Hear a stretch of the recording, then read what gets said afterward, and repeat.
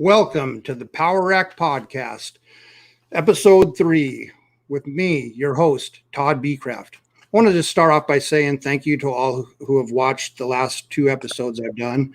I really appreciate it. And now I'm going to ask that you hit the like and subscribe buttons because that really helps the channel out and puts it out there on YouTube for me. I also have a website, trapauthority.com. So if you go check that out, you'll be able to see the past episodes plus anything else I have on there.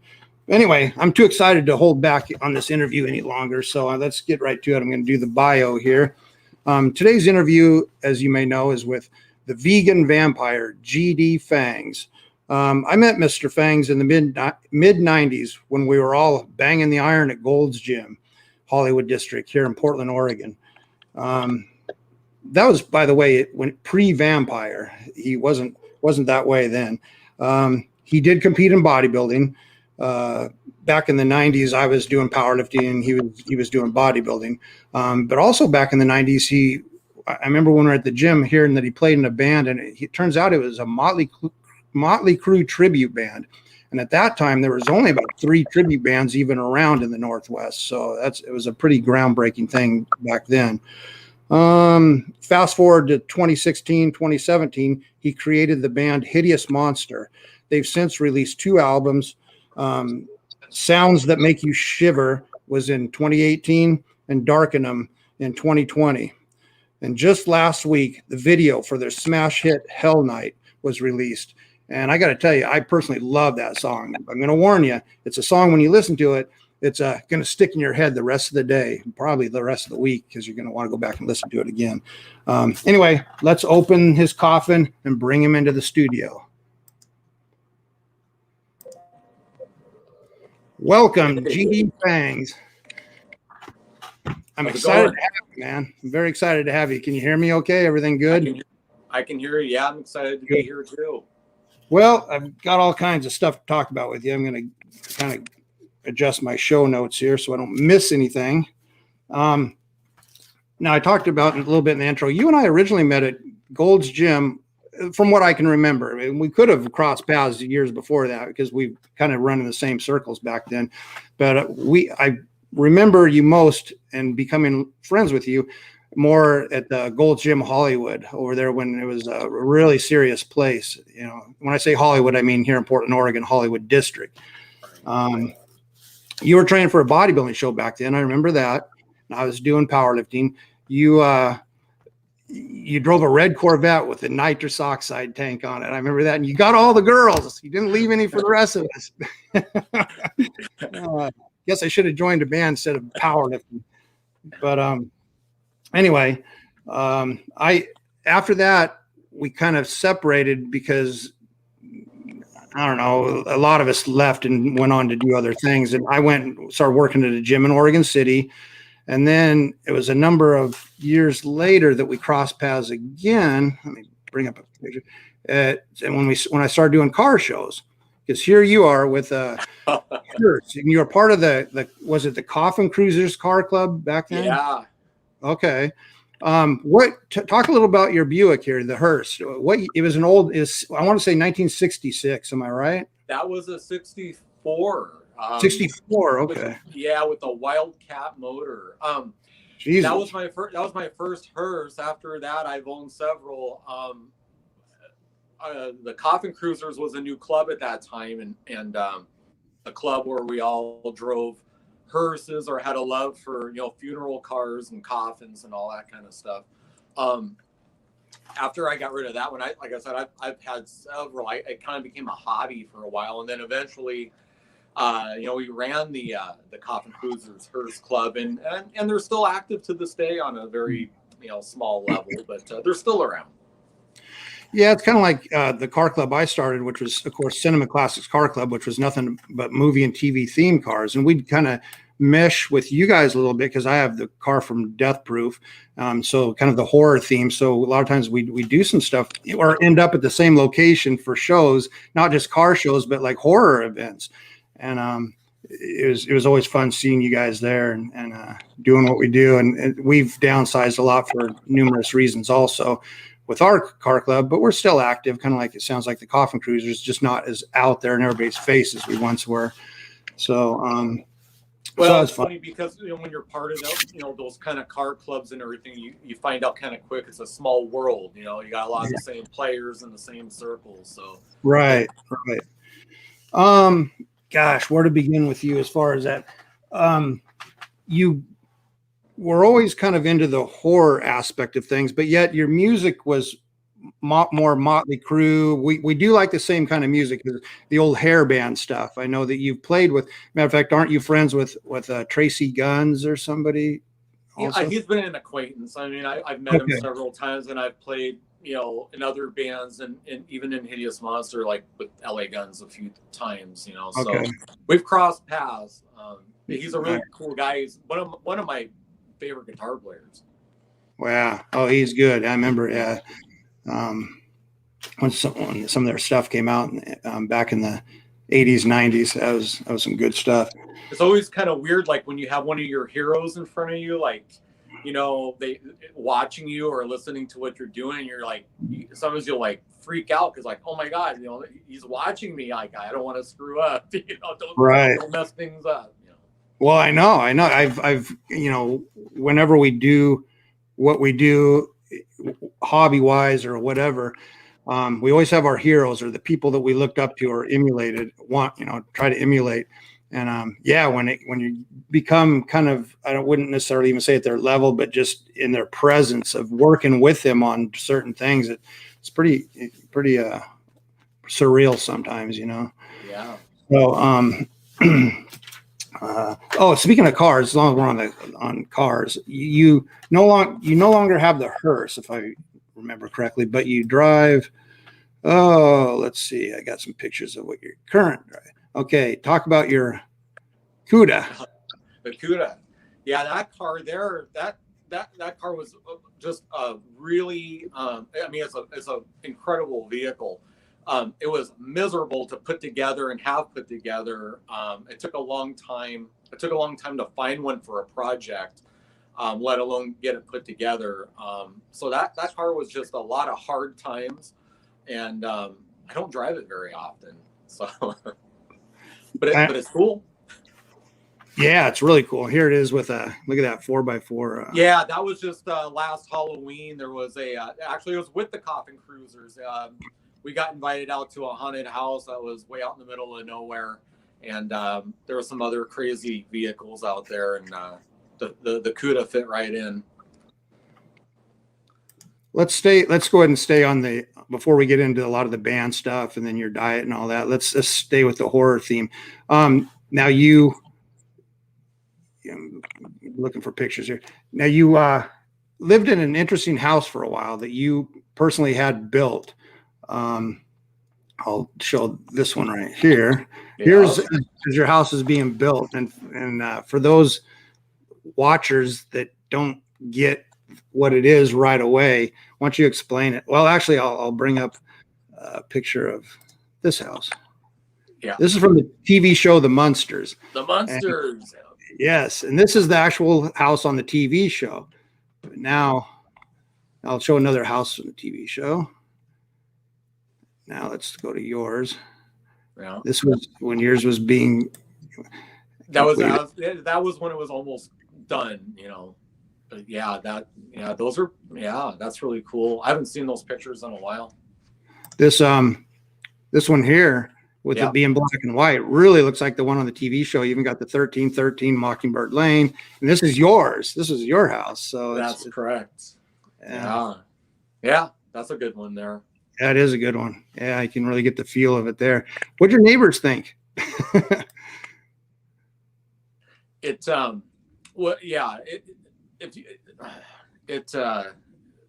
just trying to see because my eyes are kind of bad. Okay. Well, let's go back to the build. What all did this entail, and what did your neighbors think as this was happening? Well, it's kind of funny, because when I was a kid, I watched the Munsters growing up, and I always was fascinated with the house. I was like, wow, that is just like the coolest place. I wish, when I grow up, I can live in that house, and I ended up, getting this piece of property that I was able to build on, and I, had some blueprints drawn up and replicated the house, from the monsters and from the ground up.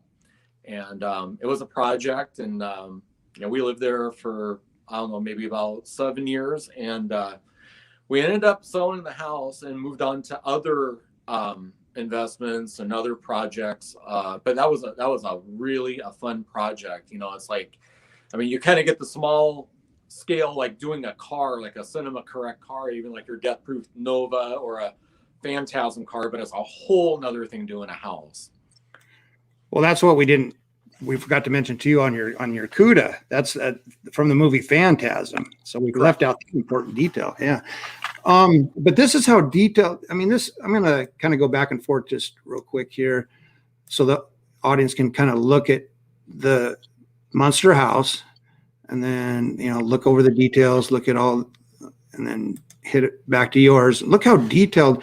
And I actually was honored enough to have a tour of this house. And it wasn't just the outside facade, it was the real deal. I mean, on the inside, I mean, let's go. Here's the TV show with the stairs. There's Eddie Munster.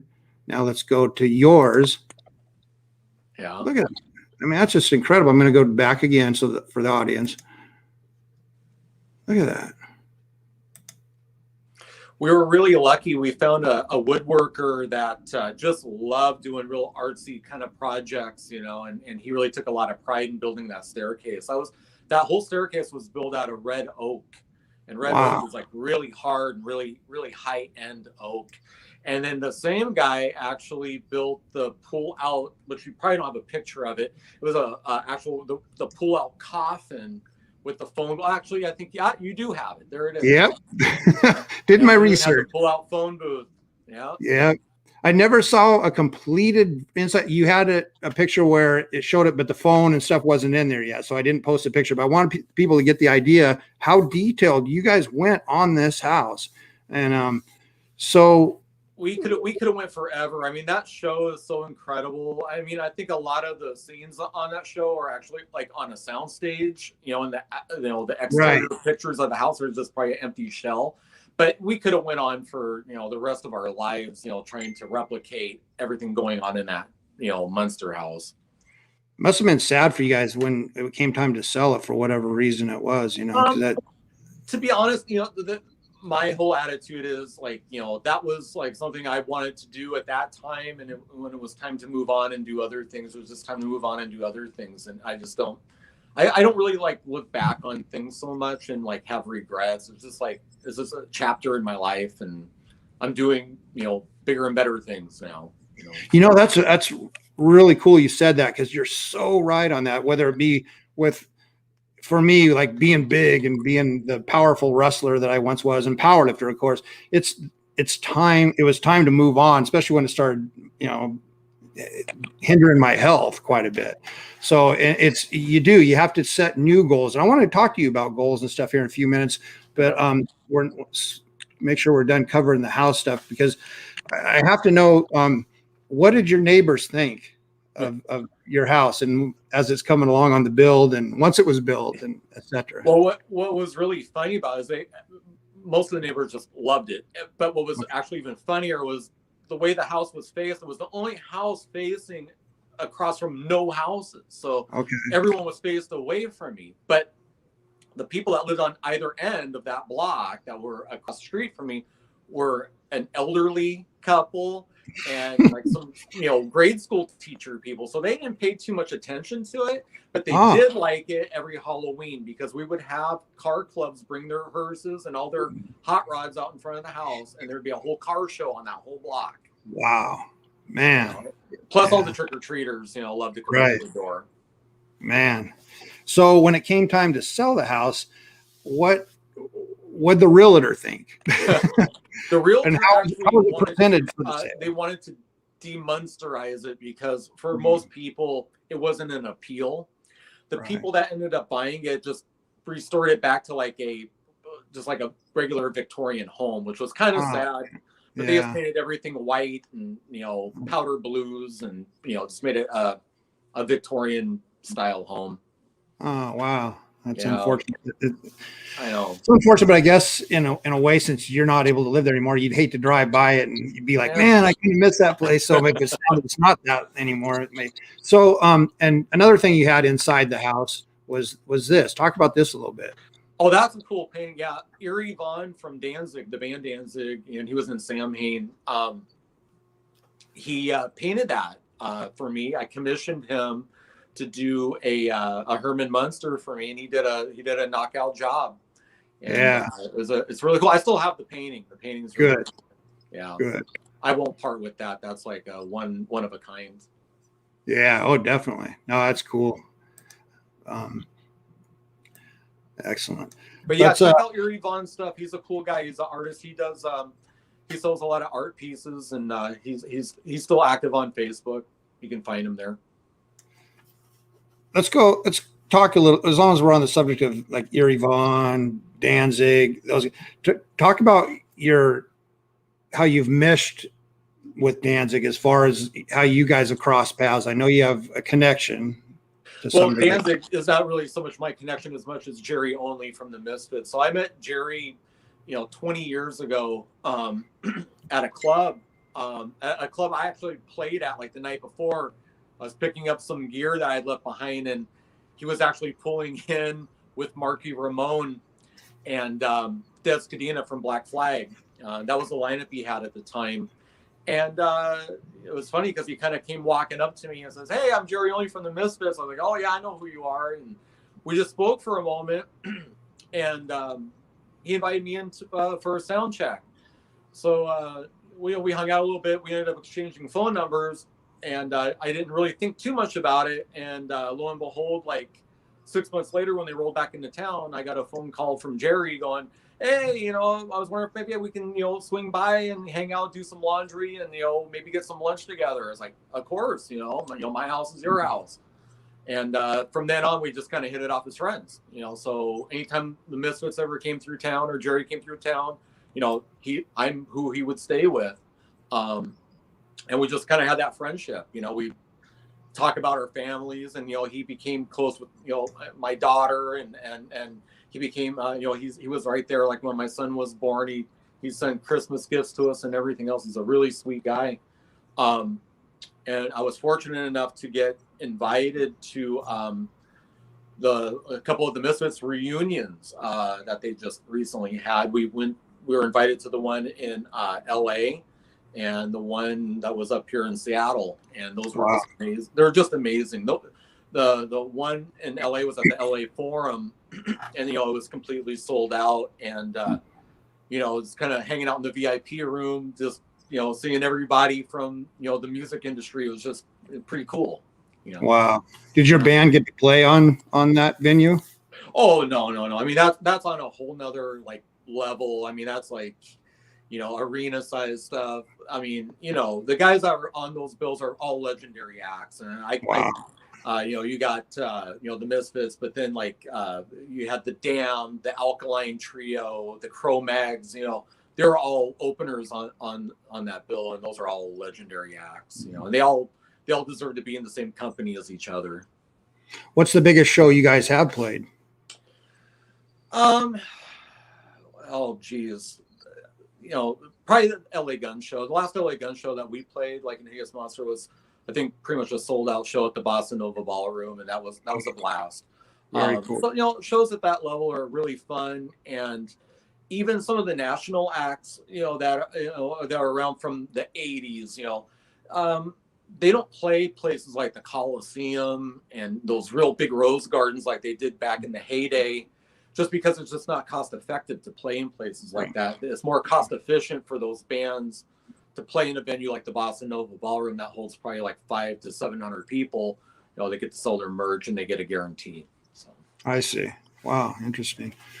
Well, just because of the simple fact, so many of those bands now are do-it-yourselfers, or they just have a very small management team, and there's a lot of that stuff that they do is all hands-on. They don't have like a roadie, taking care of all their gear. They're the guys doing it now, taking care of their own stuff. The speaking of the old days and bands and stuff, talk about that picture for a minute. Oh yeah, those are some old memories. They were hanging out at Joan Jett at a, I think that was at the Oregon Zoo or over by somewhere in Beaverton. I can't remember where that was, but yeah, no, I was hanging out at a show over there, and rub elbows with her, and we're close. We were close at one time.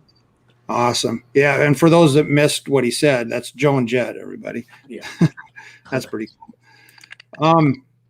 Okay, we're gonna start out, the weightlifting stuff. This is what I'm excited about, because I know that you've gone vegan, and that's something new. Anyone that knows me knows that I've had, back in 2009, had quintuple bypass heart surgery. Almost didn't make it, but here I am. And then in 2019, then I got healthy. Then 2019 had an injury, ruptured quadricep tendon, which laid me up for a while. And right when I was getting healed up from that, back to training again, COVID hit, gyms were shut down, and I got lazy, and gained some weight. I went and had my annual physical January, maybe like 6 weeks ago, and some of the blood work came back where it's like pretty much almost type 2 diabetic. Liver enzymes weren't quite there where they should be.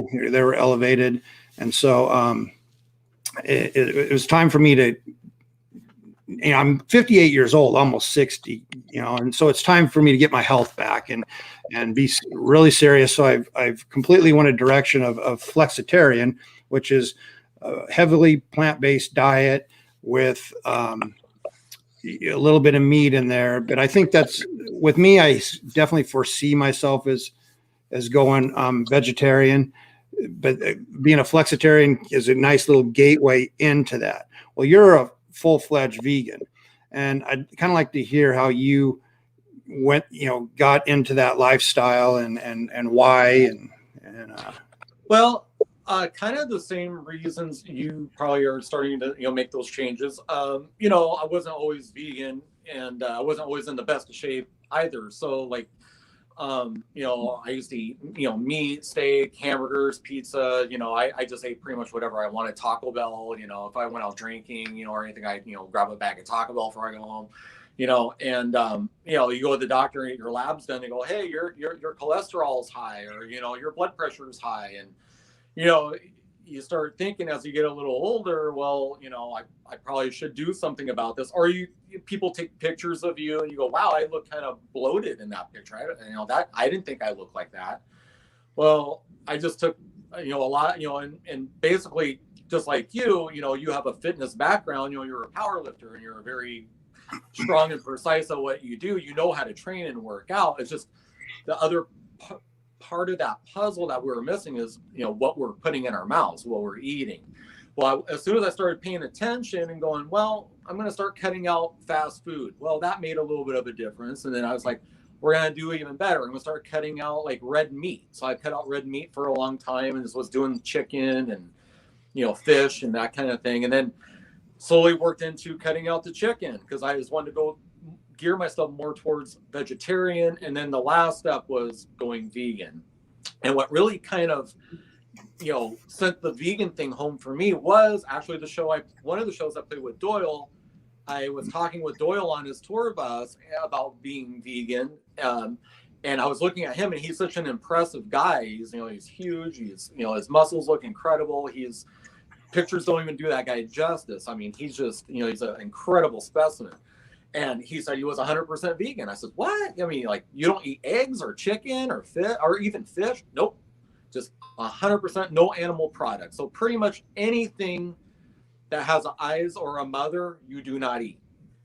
So I was like, wow, I'm gonna try this. And once I tried it, see, like in that picture, I'm not 100% vegan. I have a little bit more weight on me there than I do now.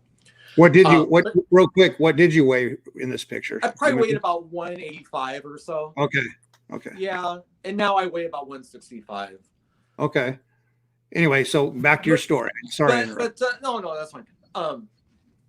And once I really put my mind to it, I was like, well, you know what? This is actually pretty easy. There's endless food options.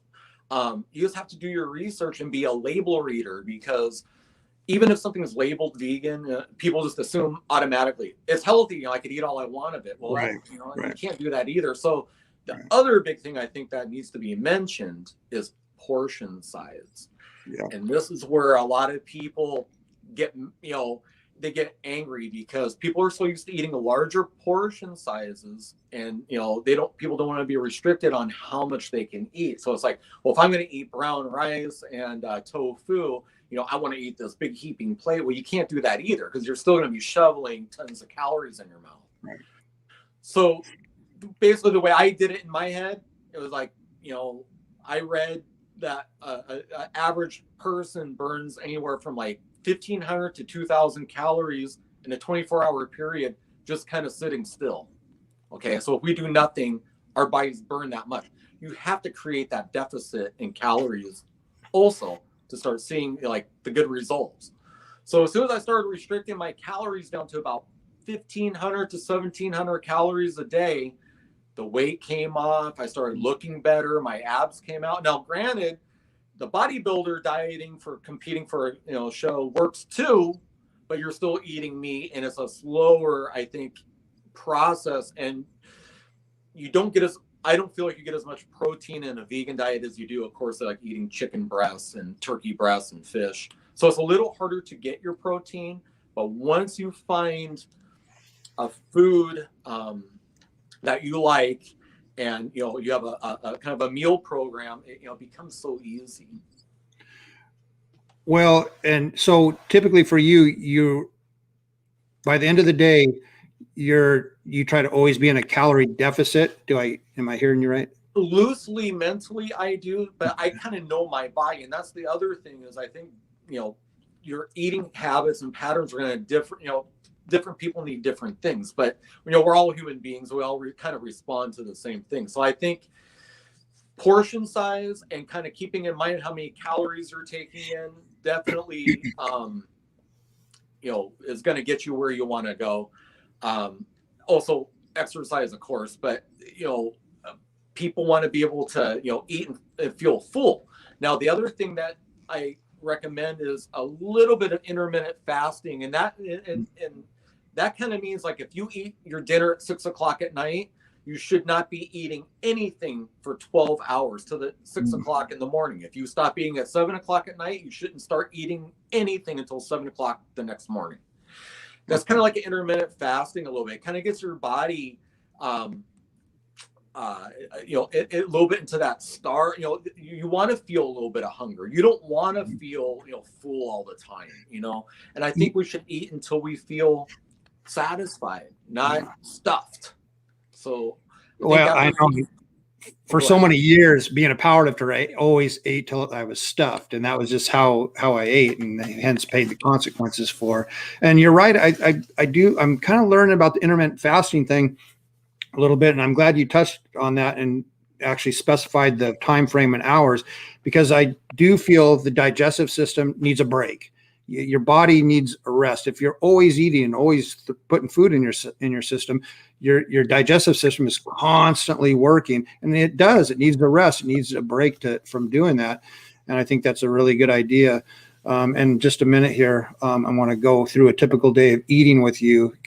But before that, guys like you, me, and Doyle, those guys, obviously are into working out too. So like you mentioned earlier, we do need to get in that little extra bit of protein. And I know that, and Doyle's such a believer in that, and I know you are too, that he came out with his own protein. His protein's really good too, by the way. Is it pea protein based, or do you remember what it's? I think it is pea protein based, which a lot of the vegan proteins are pea protein based, or pea protein and broccoli. Oh, okay. And that one tastes really good. I know Doyle uses Vega. I use Vega. I use Doyle's when I can, because you have to order it online. But Vega's pretty convenient and easy to get, and it's mostly it's pretty clean stuff. It's all pea protein. So okay. Yeah.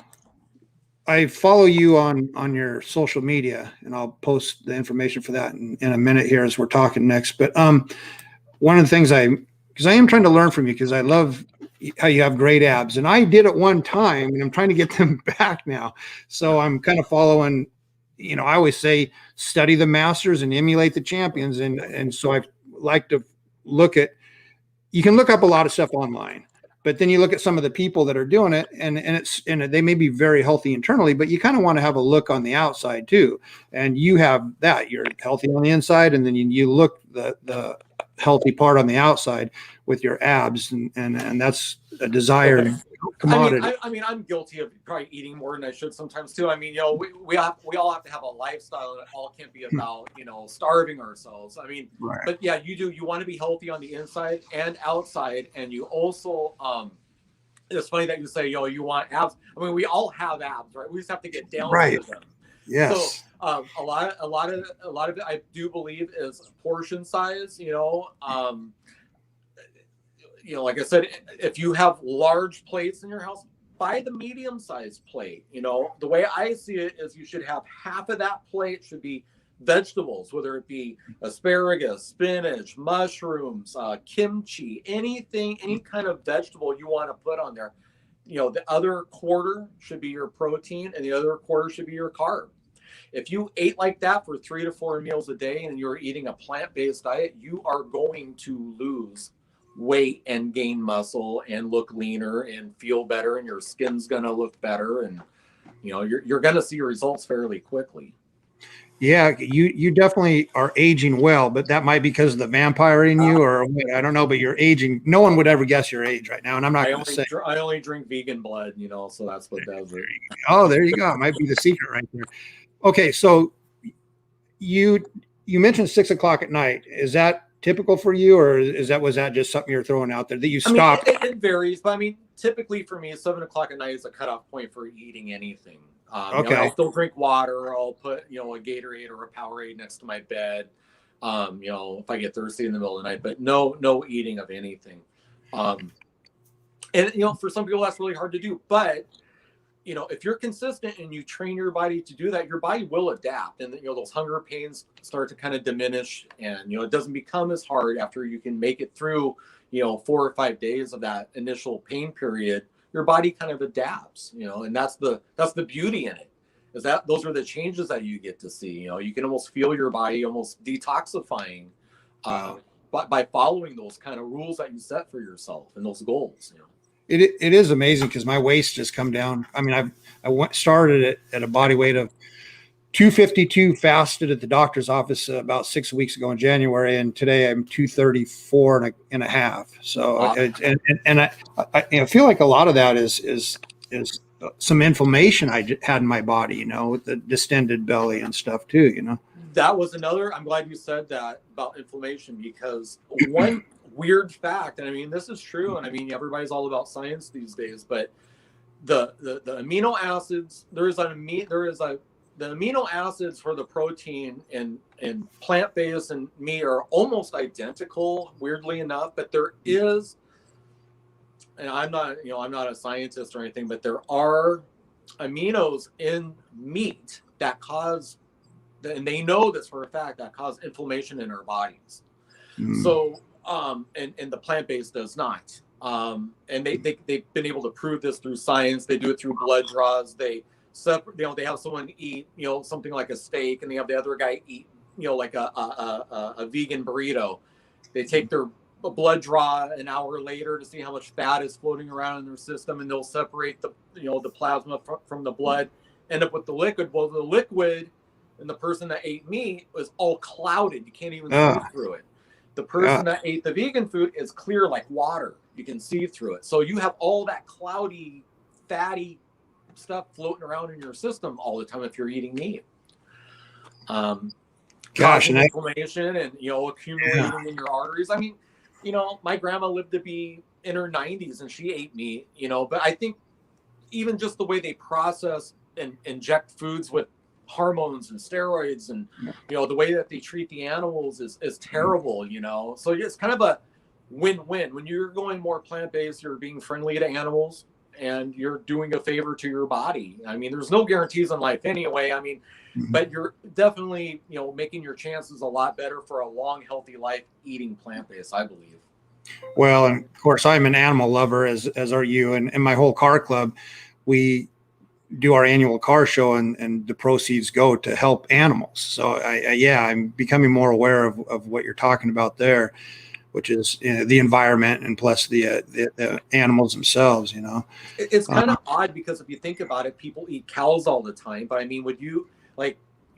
I don't see for me, I don't see the difference between eating a cow or a dog or a pig or a goat. I mean, it's all the same. I mean, and if you handed someone a knife and a fork and said, "There's a cow, you have to go kill it yourself and eat it," most people wouldn't do that. I mean, so people don't even really think about the process it takes to have that burger served up to you. Right.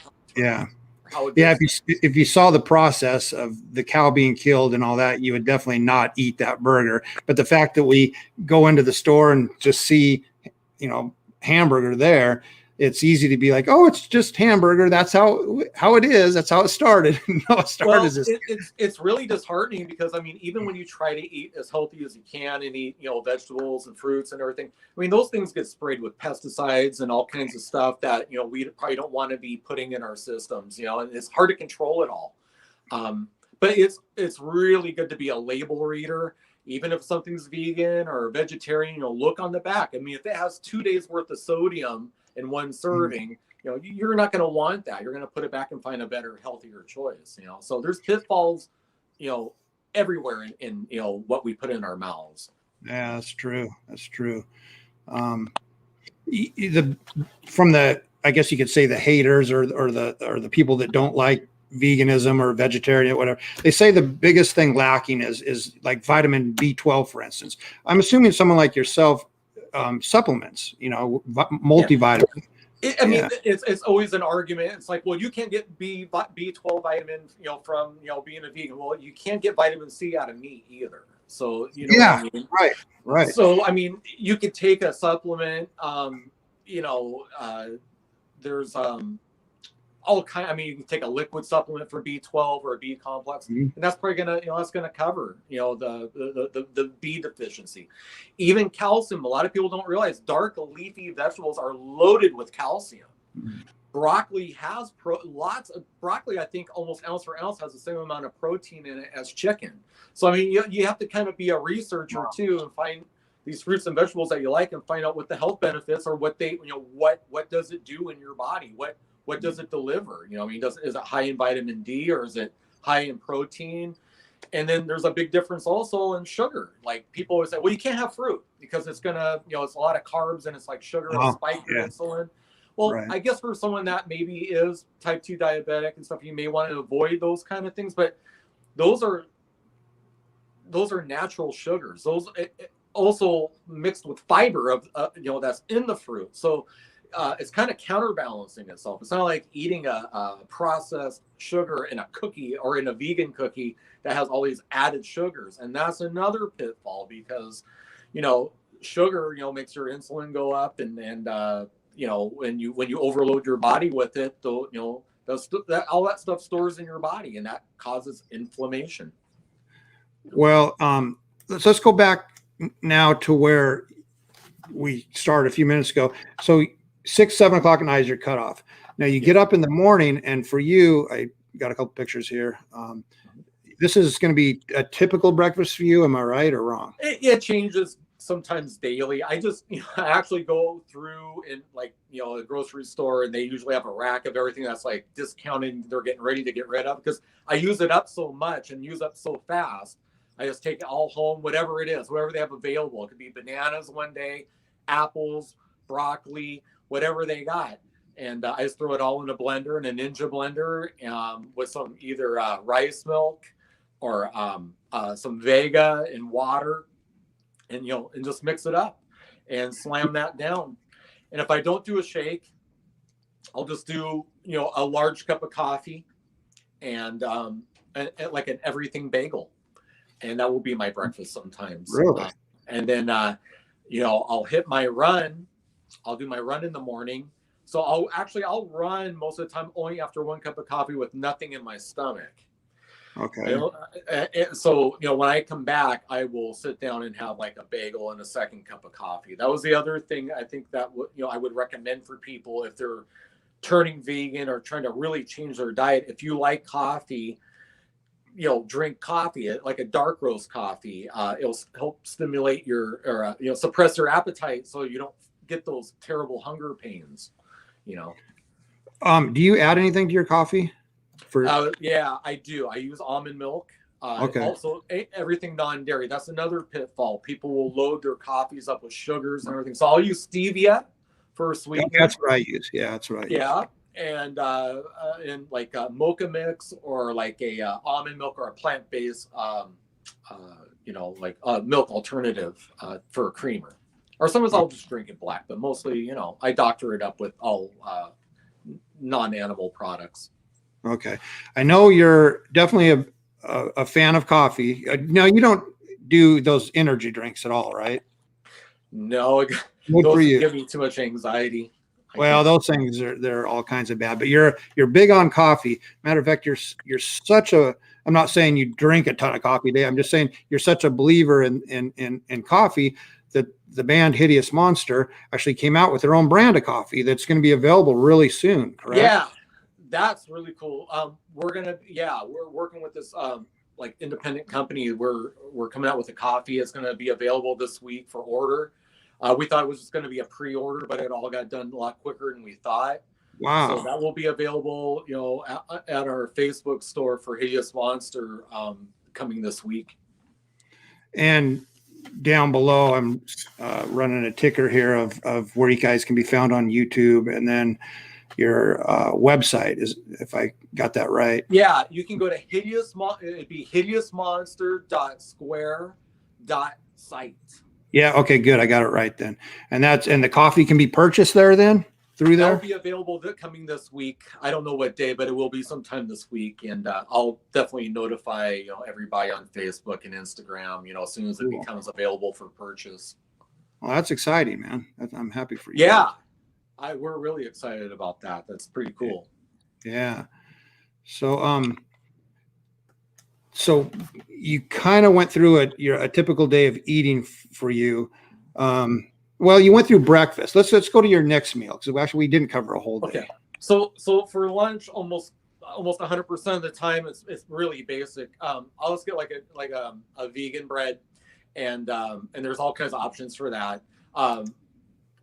And then I use the brand Tofurkey, and they make a sandwich meat. They make turkey flavor, ham flavor, pretty much almost anything that that you would like in a meat. They make in a meat alternative. So for lunch, I usually just make a basic sandwich. I'll either grill it, or I'll put a slice of vegan cheese with the vegan style meat, and have that for lunch, along with half of an avocado. Or I'll do vegan. They make vegan onion rings. I'll do a small serving of vegan onion rings, or a salad. Just with garlic and onion and anything I can throw in there. But it doesn't sound like a whole lot, and my lunches are typically 450 to 500 calories, total.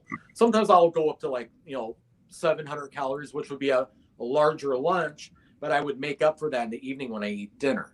So I tend to most of the time eat my bigger meal typically at lunchtime for me, and and that's just because that just works out better for me.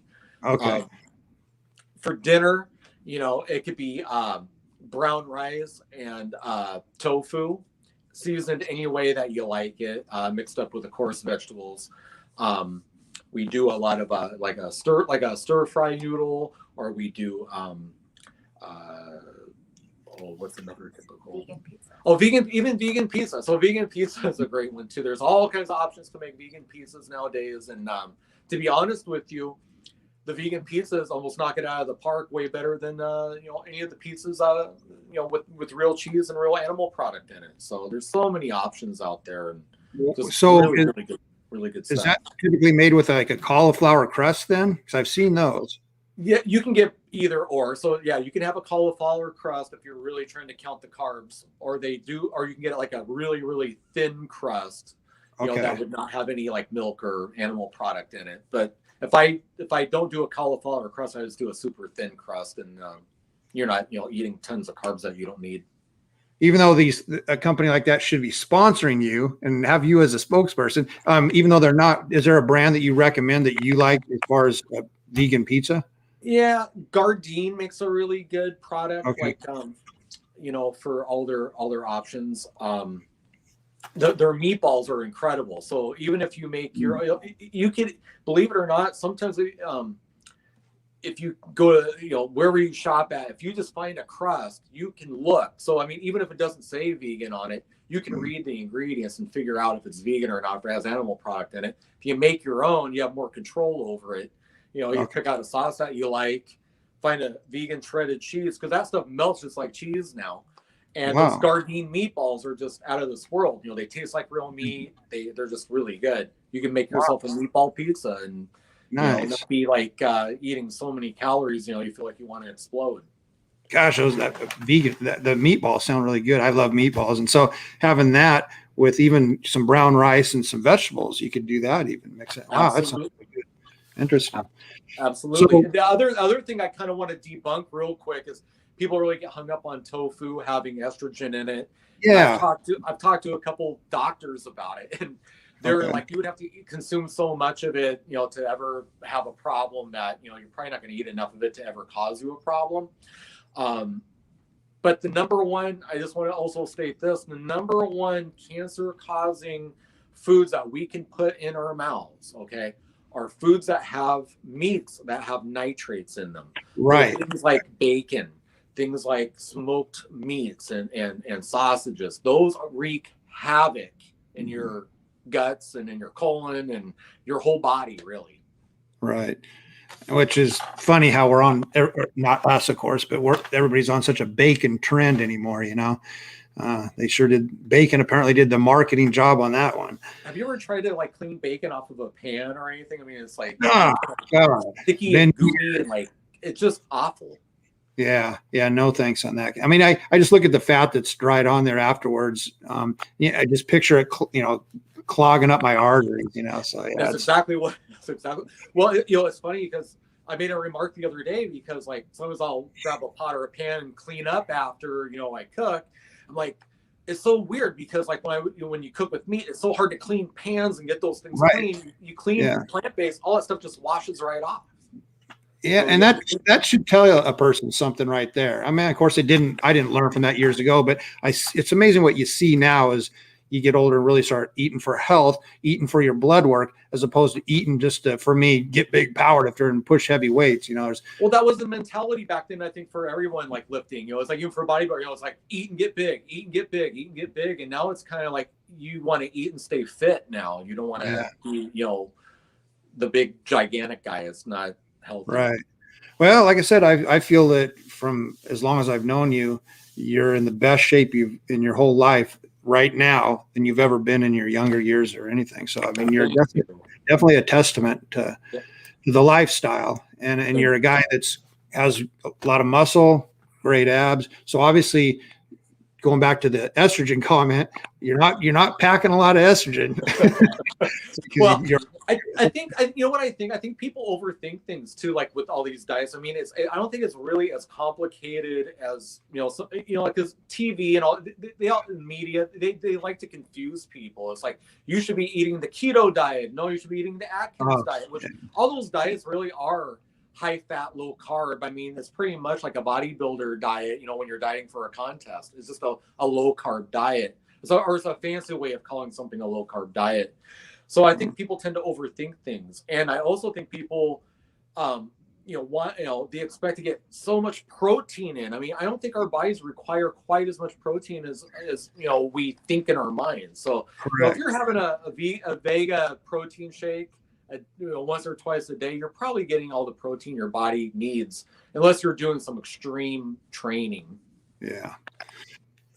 So we're almost covered for your day of eating. So breakfast after a 12-hour fast. I want to get this right because I'm going to be following a lot of this. So 12-hour fast, wake up. You have your breakfast, which you talked about. You have your lunch, which you talked about. Dinner. Do you just do 3 meals then, or is there a snack in between? Is there something you eat?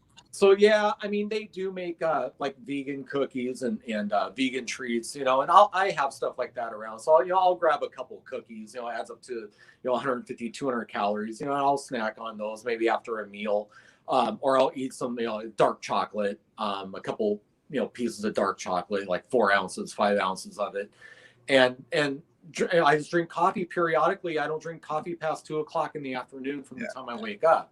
So I'll drink 3 cups of coffee in a day, but they're bigger cups, and it really does suppress my appetite. And I do drink plenty of water, and that's another thing. I think a lot of people walk around dehydrated and they don't even realize it, and it just makes them feel sluggish, and they sleep poorly at night, and their body's not processing everything out like it should, just because they're not drinking enough fluids during the day. And I think you do need to periodically, or especially before a meal, drink 8 to 10 ounce of water before a meal.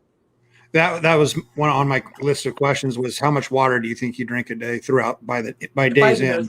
If I had to measure, I'd say probably a half a gallon or less. Okay. Oh, really? Okay.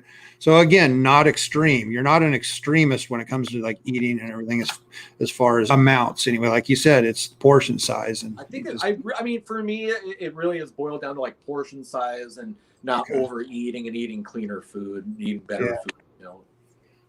Okay, so that's a typical day of eating for you. Oh, and we covered vitamins and stuff a little bit. You take a vitamin supplement once in a while. I take a vitamin D. I take sometimes I'll take a multiple vitamin. I have a vitamin B12 spray that I take, but nothing, just pretty much just real basic stuff.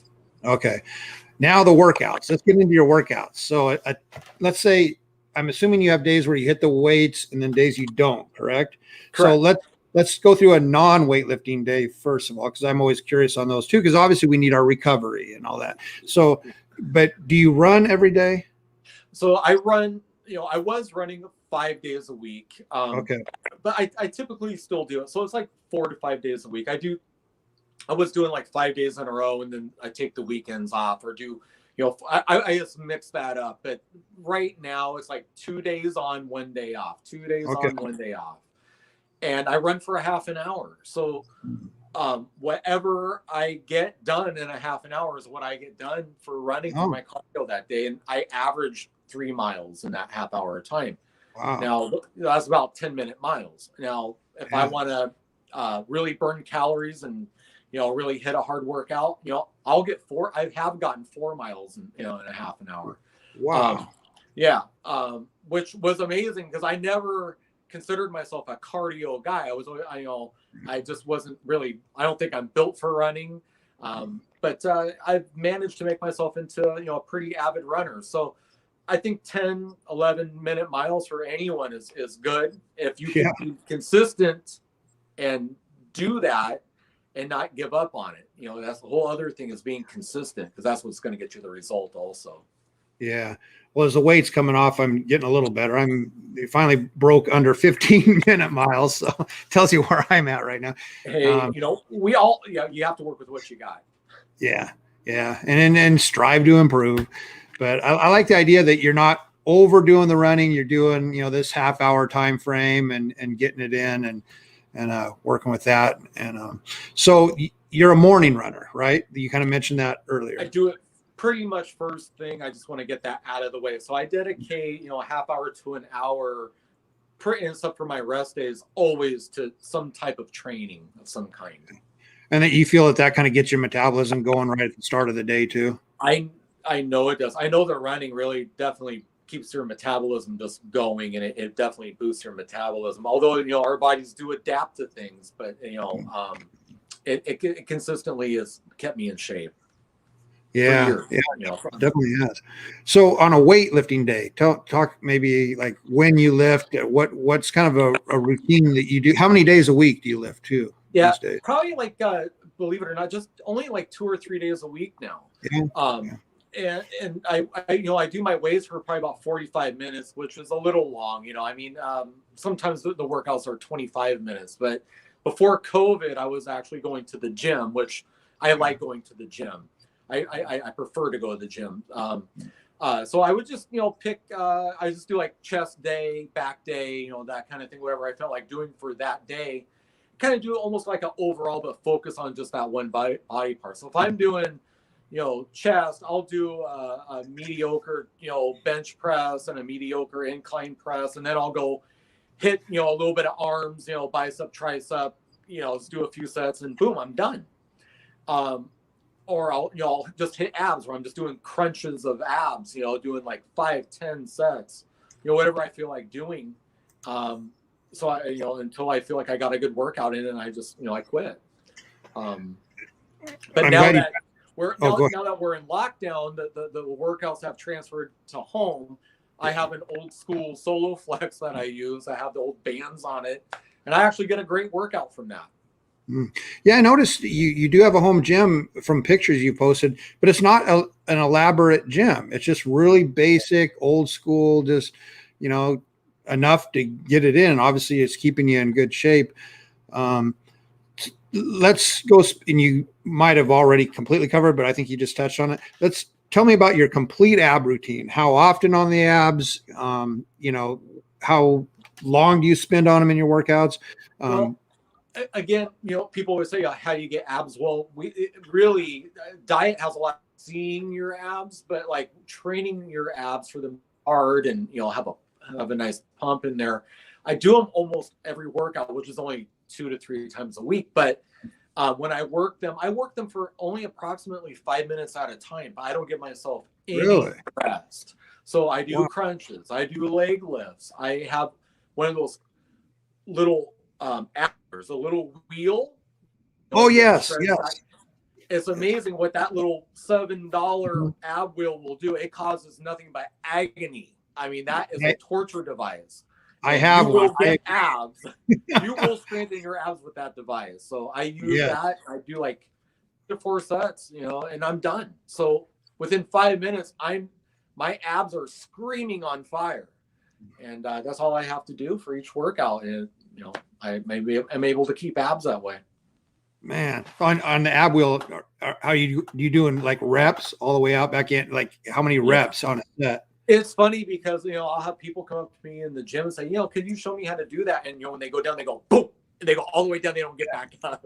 Right. So it does, if you're new to that, you're going to slowly work your way into going all the way down with that. But, as soon as you can work your way into going all the way down, you can get those reps in there and you can, really focus and channel your mind into your abs and be able to flex them and feel them. You'll start seeing them. If you're eating right and training right, you're going to start seeing more and more abs. Do you do like a typical 3 sets of 10 for something on that, or what do you? I literally go by feel. So I might be doing a set and I say, well, I'm going to do 10. Well, I could still do more. So I'll do 15, 20, however many reps I feel. So I just kind of really go by feel. But I think if anyone's just starting out, getting like 3 sets of 10 or 3 sets of 12 is always a good place to start with any kind of workout, I think. Okay. Being a vampire, your sleep patterns, how much are you a big believer in sleep for recovery and that kind of stuff? Well, I think that's proven also, you have to get the correct amount of sleep. It's just almost as important as the training, if not maybe even more. Unfortunately, as I've gotten a little older, I kind of get those nights of insomnia. I think that we all suffer from as we get older. But, I'm fortunate enough to where sometimes I could take a nap during the day. So I'll get a nap in like for an hour during the day. But I typically a 6-hour to 7-hour night of sleep is all I really need. I think that's all my body has ever really required. I've never been one of those people that sleeps, unlimited, 10 hours a night. But I do believe in going to bed at the same time and waking up at the same time. I think that's very important in our metabolism and how we feel, overall, if we feel good or feel bad. If you have broken sleep patterns, definitely feel, run down and tired. Yeah. Before we wrap up and talk about the Hideous Monster stuff you have going on right now, let's talk about goals, because that's really important to me. I'm a big goal setter, big believer in goal setting, the mind-body connection. I've talked about that on this will be my 3rd episode now, both the other episodes. You're definitely someone that sets a goal, goes after it, kicks its ass and achieves those goals. Because I mean, all that you've done from the time I've known you, of whether it be building the house, the car, your goals in weightlifting and bodybuilding and on and on and on. Talk about how you go about like setting a goal and what drives you to achieve those goals and how, that kind of stuff. I don't know. I mean, I just one of those people. I'm just always kind of had that. I've always been determined. Like, I think that, people kind of, in a weird way, some people set themselves up to fail. Like, or they just put limits on themselves. Like, I can never do that, or that would just be too hard. And they just don't, they stop there, or, they might hit a couple of roadblocks that are very discouraging. You just kind of have to have that fighter will in you where you're like, I don't care what happens. If I want to do this, I'm going to do it, and nothing's going to stop it, no matter what it takes, and I mean, that's worked for me. It's just that fire that some people have. Some people, quit a lot easier than others. I've just, kind of learned the hard way. Like, if you don't go get it yourself, no one's going to give it to you. You're kind of on your own. Yeah. And, I've definitely have failed many times in my life. I mean, people just hear about the good things that happen. Usually people don't tell you about all the bad ones, but I mean, I've had all kinds of failures in my life, but, at this point now, things have gone in a really good direction, and I have a good support team around me. And, and that's what it gives you a motivation when you have people that are working along with you.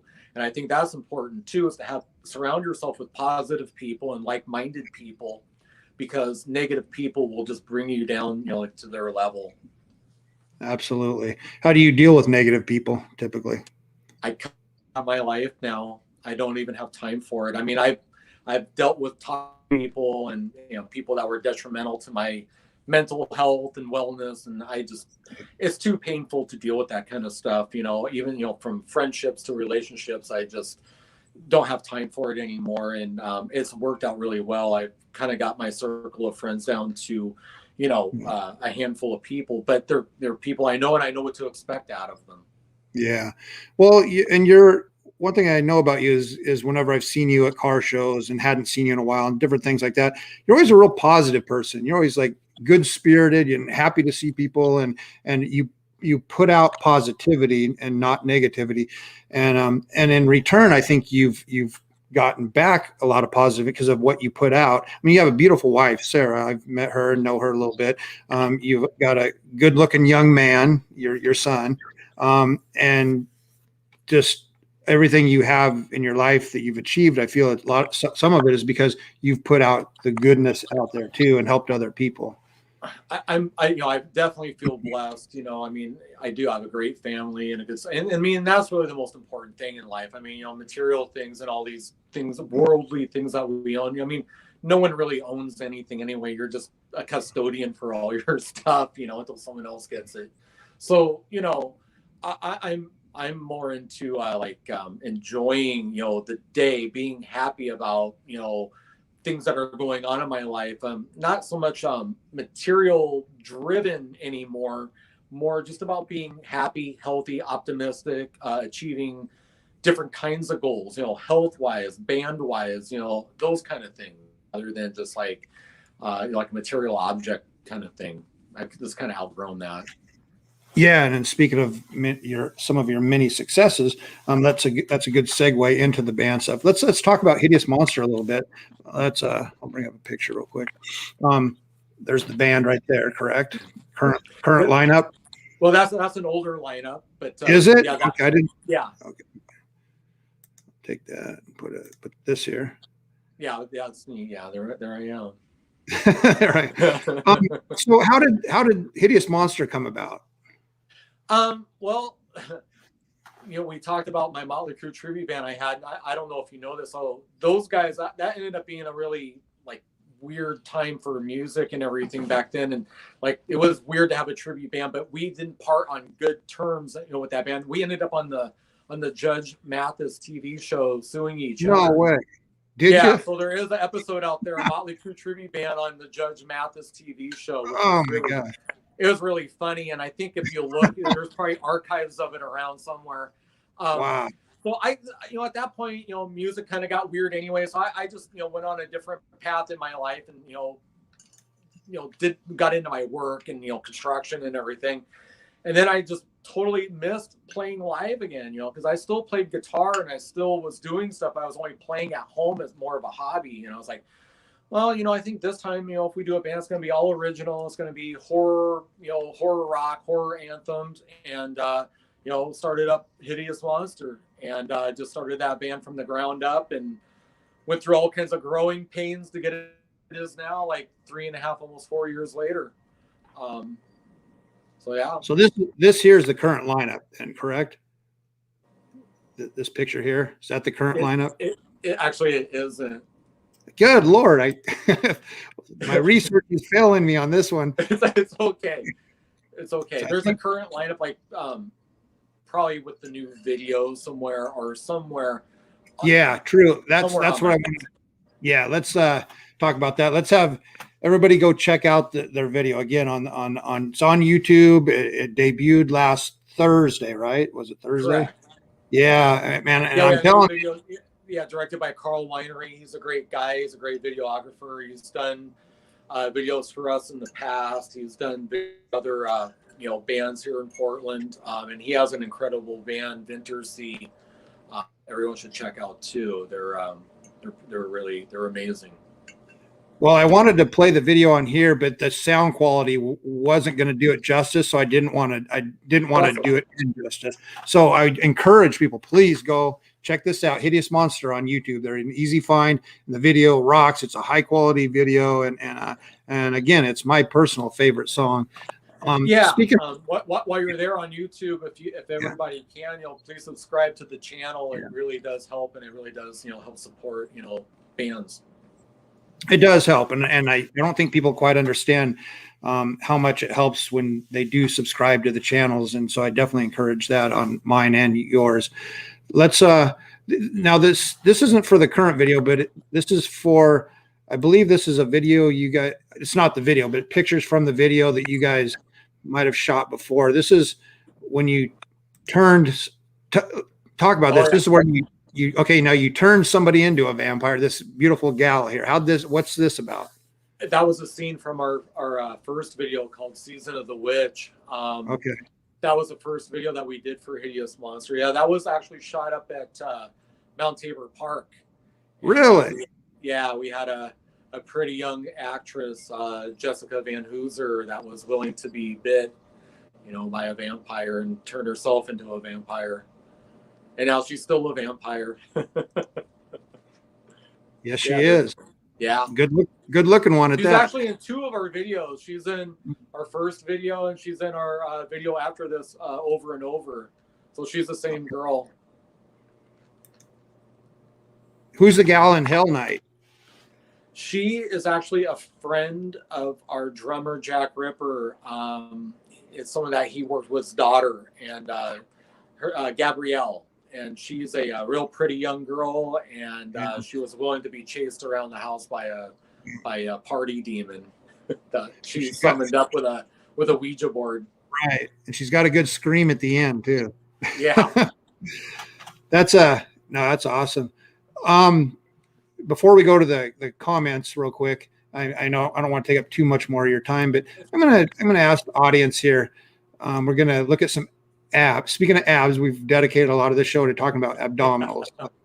Let's go. This is Doyle. This dude is a freak, I got to admit. But let's look at his abs carefully here. Now I'm going to go to yours. So I'm going to do a little bit of a poll.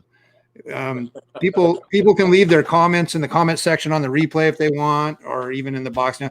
Who they think probably.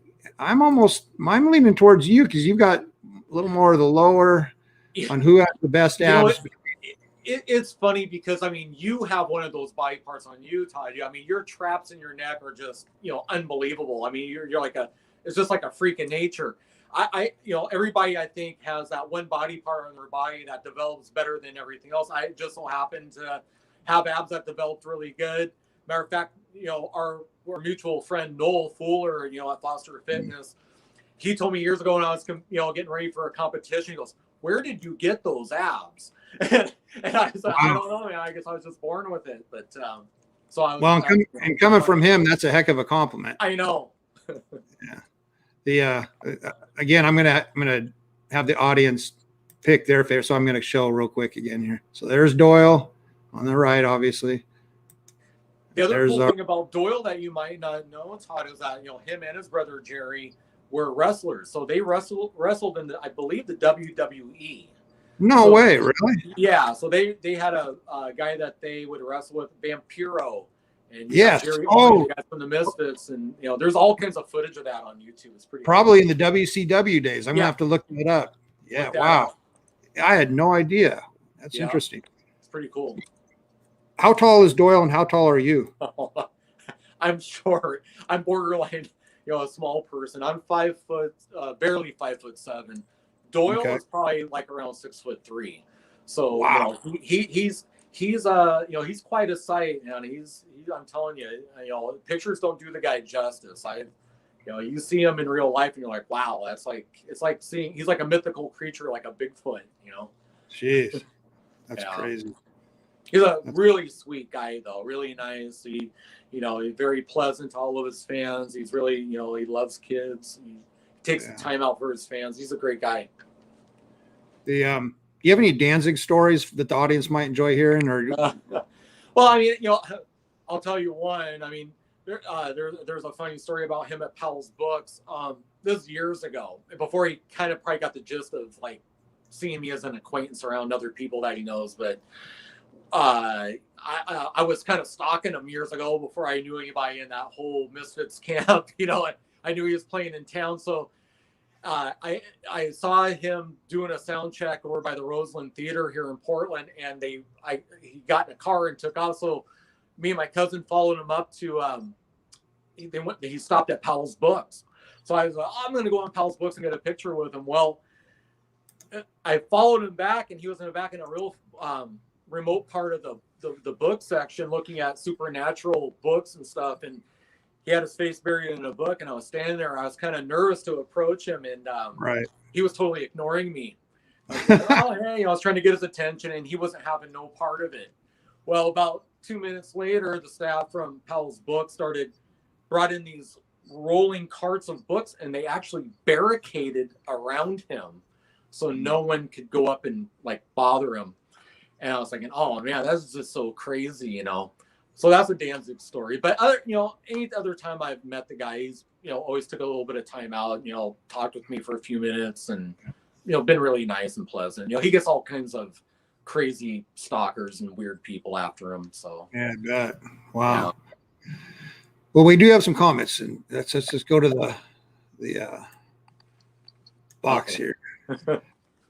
Okay. Sarah says, "Love you guys." And actually, someone we both know, Julie Havelka. Julie and Neil are here watching. That's her husband. We love the new music video and also the name of your band. Awesome. Sarah wants to know Julie for a long time. Todd, a matter of fact, I know Julie. I think before I met you, she was training at Jungle Gym back in the day. Oh, that's right. Yeah, you would have known her before me, because then her and I got together when we went to the Hollywood Gold's Gyms, which you're right. The Jungle Gym days was before that. Yeah. She was a real sweet girl. Yeah. What protein powder do you recommend? You kind of covered it, but let's go over it again. Yeah. Anything Vega, VEGA, Vega. They're like the cleanest, and the highest quality. Whenever I look at a protein powder, when I mix it, with water, if it doesn't mix up and it's all chunky, it usually means it's a lower quality protein powder. Vega, you can mix it up with a spoon. It mixes really easy. You don't have to necessarily put it in a blender, and it comes out really good every time. So Vega, any flavor you like. It's called Vega. Just starts the V. Vega. Vega, VEGA, Vega. Kind of like the old car. I tend to get vanilla. Sometimes I'll switch over to chocolate. Okay. Julie wrote, "I like how well vegan protein digests compared to animal-based. Do you find that to be true for you too?" That's absolutely. And I mean, that is one, that's like it's like a testimonial for yourself. When you eat plant-based, vegan, based foods, it digests so much easier. You don't have that feeling like you can't bend over and tie your shoe after you ate. So it just breaks down in your body, I think, a lot easier than having to break down, heavy meats. Yeah. I'm it's funny because everybody touts, whey protein being the most easily digested protein, but everybody's different. You know what I mean? And I think people aren't given a lot of other things to try either. I'm not going to villainize, whey protein, because whey protein does kind of digest easy. I mean, it just is, a derivative of an animal product, and I personally don't use it. I mean, I'm not going to be one of those people that preaches to you and say, you can't eat. I mean, you can, anyone can eat whatever they want, but I just recommend not doing that. But whey protein is okay, protein. It's not, I don't think it's really necessarily bad for you. Yeah. Another comment, great comment on portion size. Everybody needs to know this. And I agree. If there's one takeaway from this podcast, whether you want to go vegan, whether you want to go vegetarian, whether you don't want to do it at all, limit your portion sizes, for crying out loud. I think, and what a difference that alone will make, I mean, think about it this way. If you went to Costco and ate the biggest slice of pizza they can serve you for one single serving size, if that's the only thing you ate in a 24-hour period, you would lose weight, because, that whole thing probably is like 500 to 700 calories. You would lose weight, eating pizza with everything on it. It's the portion size. Yeah. But, when you're eating clean food, and you want your body fueled and you want to have energy, again, try to get medium-sized plates. Load up half of that with all kinds of veggies. I mean, just go to town. Beans are really good. Black beans, pinto beans, kidney beans. That's a high source of protein. Peanut butter is a high source of protein. Nuts, all those kind of things, you're going to get enough protein in your body. Right. And it's going to digest a lot easier. Definitely. I agree. And also, I do. The other thing I would like to say too is sodium. Be careful of sodium. Sodium's another pitfall, even in vegan meals. Really pay attention to sodium levels, because you take in too much sodium, you're going to have inflammation, you're going to be bloated, you're going to feel puffy. Well, and what are your thoughts on, your body can only assimilate so much in one sitting, as far as how much protein, how much carbs, how much fiber, all that, how much it uses in one sitting, correct? How much vitamins it's going to pull out of that in one sitting. So by limiting your portion sizes, you're kind of saving some money too, in the extent of, well, my body's only going to digest, let's say 20 grams of protein and in this sitting. So why would I want to take in 50 grams of protein if I'm only going to use 20 anyway? So you're better off breaking it into smaller portions. Anyway. Yeah. I mean, I'm not going to lie and tell you I know how much protein our bodies can take in, at one time, because I really don't know. I just know that I consistently, have a little bit of protein with every meal, and if I feel like I didn't get enough, it's a Vega protein shake or an extra vegan protein shake for, during the day. And that seems to just be doing the trick. So you kind of have to gauge yourself, because, our diets are such a personal thing, for everybody, and everybody responds to something different. But, I recommend, if you're thinking of all going from eating meat and switching over to being vegan, try to cut out all those red meats, first, and you'll go to chicken, and from chicken, go to fish. If you're going to have to eat meat, I would say, try to eat a lean fish, like an orange roughy, cod, salmon, those kind of things, if you're going to do it. But, I would try to slowly work your way into it. Yep. And that's exactly where I'm at right now. So, and continuing to learn from people like yourself. Sarah wrote, which Sarah's in great shape herself. It's nice that you have someone in your life that is cool with working out and does it herself. But anyway, she wrote, the ab wheel is brutal, and amen to that. She's right. I mean, the thing's no joke. I mean, literally you could use it for a torture device, but that's the whole thing, is you want to be able to train your body to use those muscles using your own body weight. Because a lot of these, like those apparatuses with the wheel, you're using your own body weight. And try doing wide grip pull-ups. I mean, if you weigh a lot, you're going to have a really hard time pulling yourself up. So using your own body weight, you don't even have to necessarily have weights. I mean, it's nice to have weights, but you can get a full body workout just with your own body weight, doing push-ups, sit-ups, pull-ups, any of the basic, exercises. Since I'm on this new program, I'm doing a lot of push-ups. Do you do a lot of push-ups? I mean, I'll do you do do myself that? what I do with push-ups is I challenge myself. I try to see how many push-ups I can do in one setting. So one Yeah. set. I've gotten up to almost 100. Oh, you're almost there. My Good for you. But I Yeah. average about 50 to 60. Yeah. But, push-ups I think are great. I think they're an underrated exercise. I think you definitely get a lot of benefit from doing push-ups. And that's something you can do multiple times a week, correct? Absolutely. I think so. I mean, Yeah. I don't, as I've gotten a little older, I don't train to where I'm like rip roaring sore the next day anymore. I just train to where like the next day I know I worked out the day before. So I'm not in this constant state of this huge recovery, Okay. just like, I know you're like a master at doing squats. I remember a couple of the workouts I did with you doing squats. I couldn't walk for 2 days. I know. Yeah. I mean, that's pretty shocking for the body, so I don't do anything like that now, even though I still will squat every now and then, but I don't go super heavy.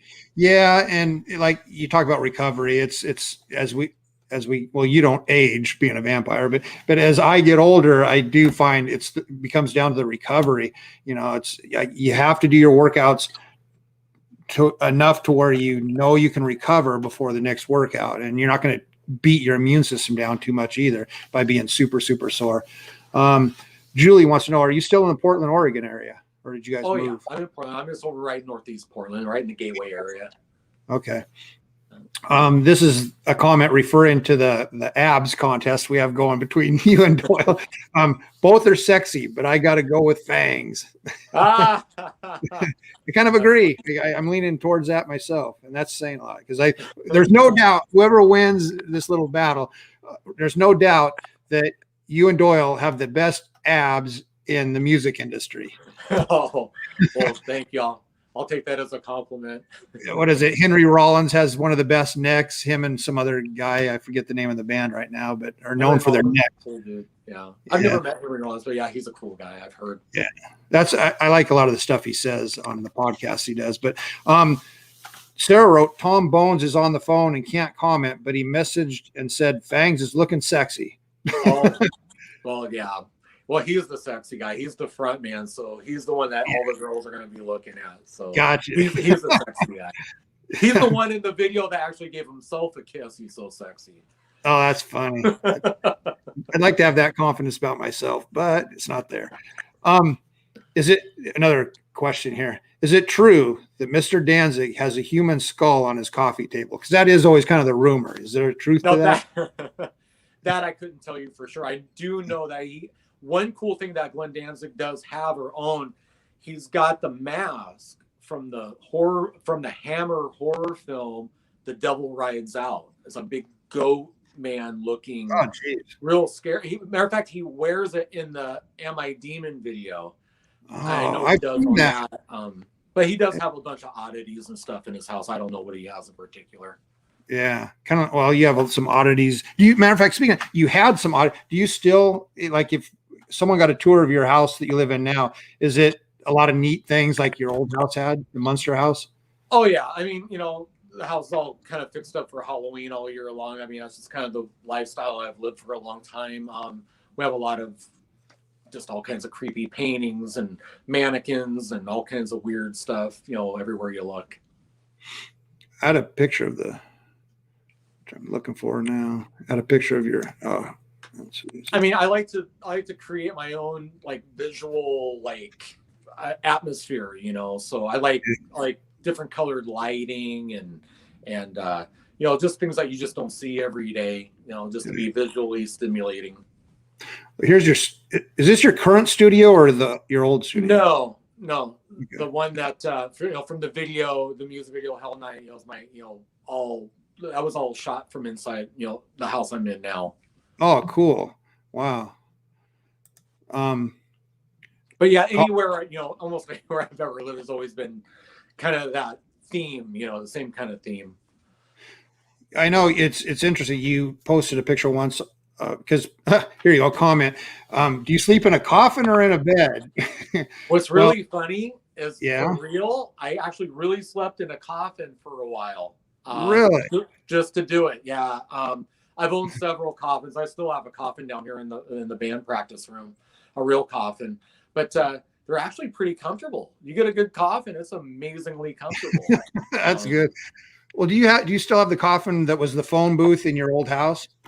That was actually a enormous piece of red wood that was actually attached to the wall. It was not anything really that could be carried away. It was meant to look like it could be, but it was actually part of the house. So Wow. it would take a team of people to carry. It was so heavy.